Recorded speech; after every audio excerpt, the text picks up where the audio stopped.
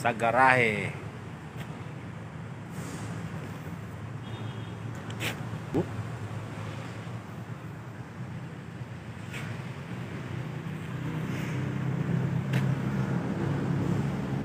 Guys, andito ako sa garahe. Naghihintay pa ng biyahe.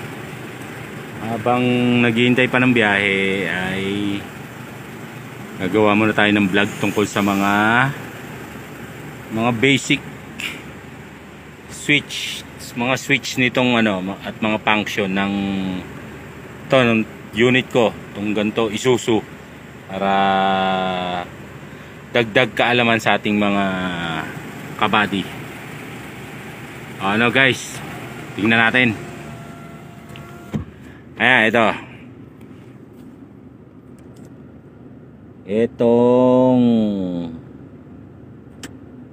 ito yan, nakikita nyo yun, exhaust. Sabi niya exhaust. Pag nanakbo tayo, nakaganyan yan. Tapos bago tayo mag-brake, kasi mas maganda bago natin apakan yung foot brake, mag-exhaust brake muna tayo or engine brake. Yan, hihilahin natin yan. Pero kung ang takbo natin mas mababa sa 20 kph, hindi siya mag-engage. Kailangan 20 kph pataas. Yan, 30. Yan, magagana yan.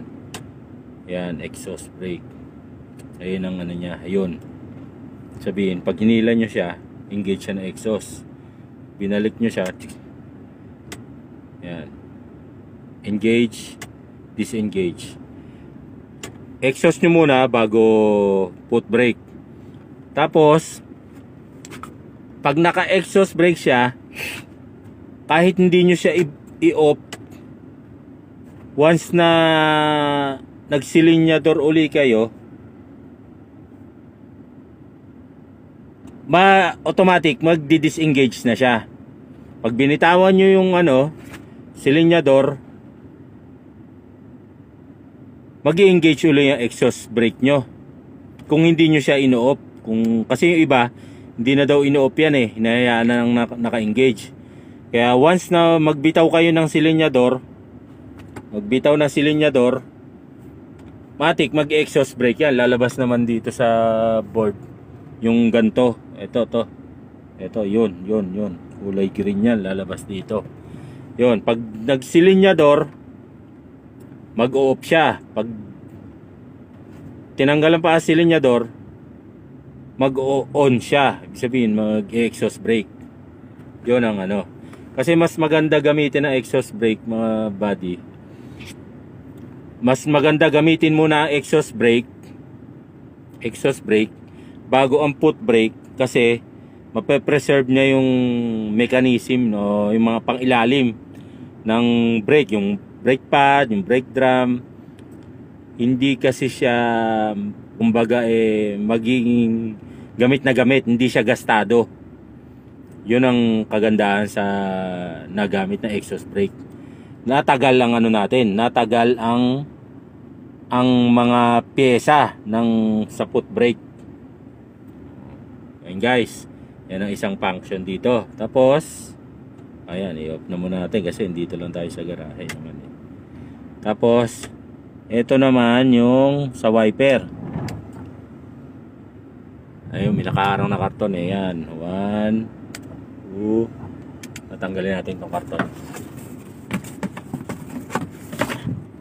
Ito, wiper.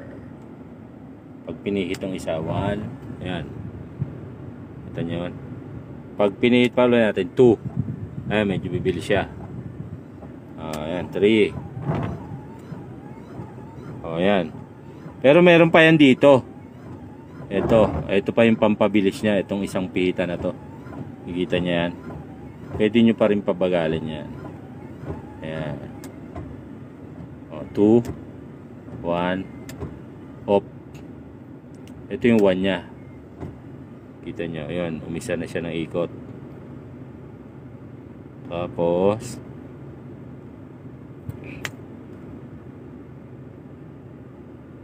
yun, sobrang bagal, di ba? Pero pwede nyo pabilisin niya ito. Ito. Yan.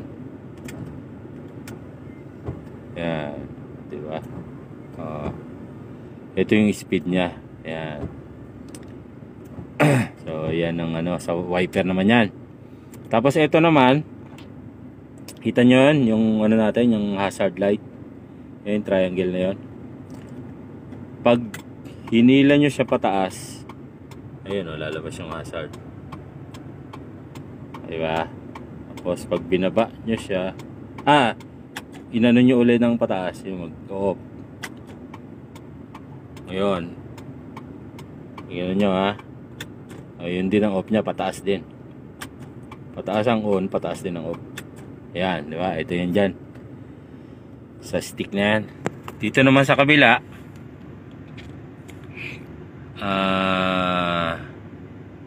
to. Ito nyo yan. Bilog na yan. Ano ba yun? Ito pala sa kabila. Ito pala sa kabila, itong bilog na to. Ito. Ano yan? Yung sa tubig. Ayan o. Kita nyo ba? Minalabas sa tubig doon. Ayan o. Ayan, nasirit yun. Sa window washer. Ito. Ayan. Tapos ito sa kabila na to, wala pala to. Tapos ito naman sa ayun. Kita nyo, ayun, yung asul na yun. Sabihin to, beam pass. Yung pag uiilaw kayo, ba may kasalubong.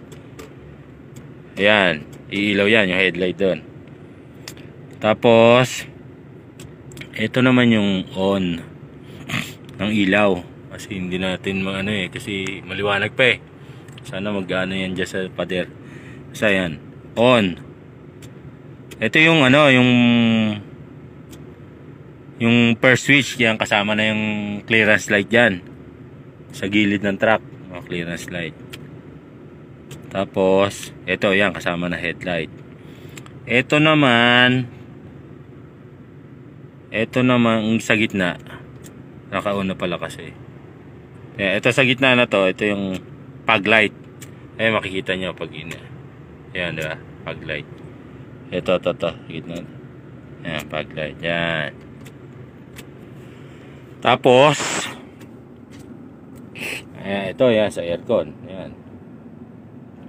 Ayan, 1, 2, 3, 4. Kalimitan, 2 lang. Pag malamig nyo masyado. Ito.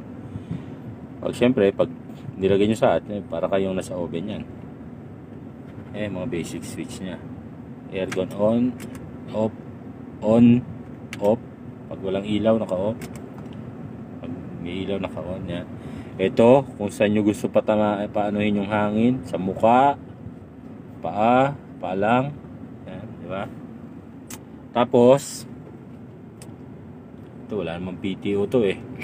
Ito, yung headlight nyo, ito, yan. Pwede nyo pa siyang pataasin dyan. Pag sinagad nyo pataas yan. Yan o. Yan. Pag sa baba, yan. Medyo tutok sa baba. Yan, syempre. Bukod pa yung high and low dito, ha. Bukod pa yung high and low dito. Yung pag tinaas nyo to. Pag hinila nyo pataas. Yan. Ito, pwede nyo pa siyang baguhin dito. Kahit naka-low, medyo mataas ang nya. Pag ginanyan nyo. Diba? Pwede namang tutok na tutok sa kalsada. Diba? Pwede medyo pataas. Ganyan. Mas maganda yun sa lang siya. Kung halimbawa andun kayo sa lugar na sobrang dilim, wala namang masyadong kasalubong, pwede nyo itodo. Pero kung sa mga city drive naman, medyo sa gitna lang para hindi naman tayo nakakasilaw ng kasalubong natin. So, yun lang mga basic switch dito, mga buddy.